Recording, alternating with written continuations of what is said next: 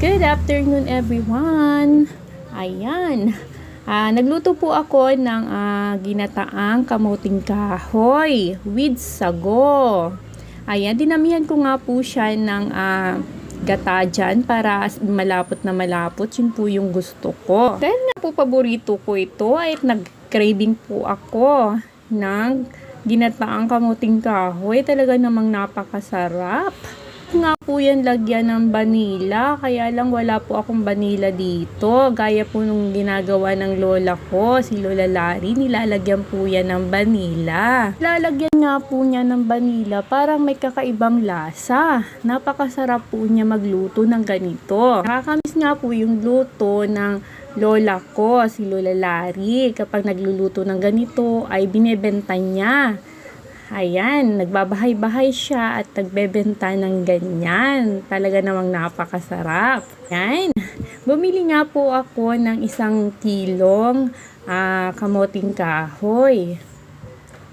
Bumili nga po ako ng 1 kilo pero lahat po ay bulok. Kaya po ay pinabalik ko nga po at baka masira lang po kami. Hindi ko nga po sa anak ko ay dagdagan pa niya ng 1 kilo. So bali, 2 kilo po yun. Marami-rami din po. Kaya nga po, ang 1 kilo ay 4 na peraso lang. So kukunti nga lang po yun. Kaya pinadagdagan ko pa ng 4 pang piraso para 8 piraso po siya at marami-rami para marami-rami na rin po yung maluto ko at nagki-craving nga po ako sa ginataang kamuting kahoy. Talaga namang napakasarap niyan. At sinalang ko na nga po siya at pinakulo ng pinakulo.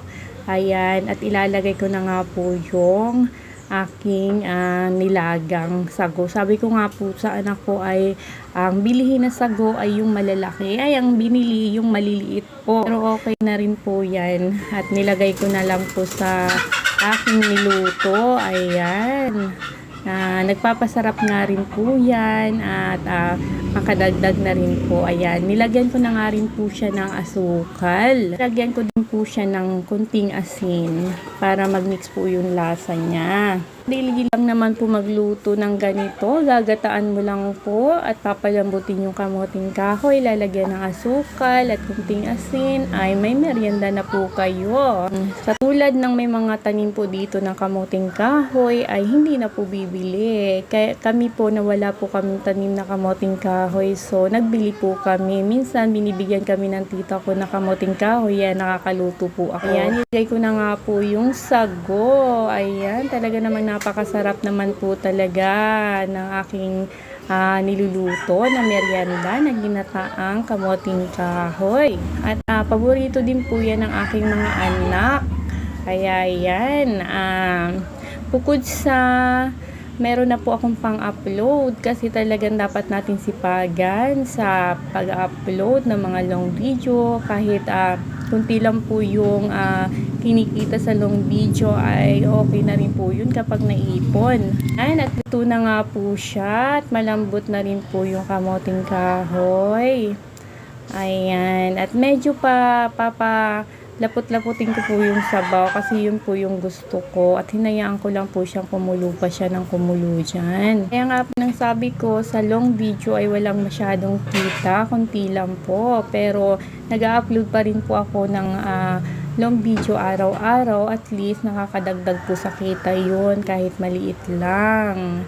Gaya nga po ng iba dyan sabi ay magsipag lang araw-araw sa pag-upload ay pagdating ng sahuran ay may sasahurin tayo. Yan, malapot na po yung sabaw at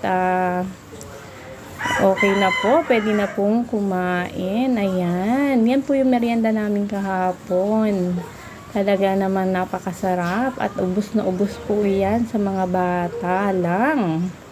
Yung pangatlo ko ay nakadalawang balik dito sa kusina para kumuha. At yung mga anak ko ay gustong-gusto po talaga yan. Kaya yan po yung niluto ko. Yan po yung request nila. So, yan po yung niluto ko ngayon. Balik kahapon po pala na merienda namin. Salamat po sa panunood. Sa suporta nyo po sa akin. Thank you for watching po. Thank you for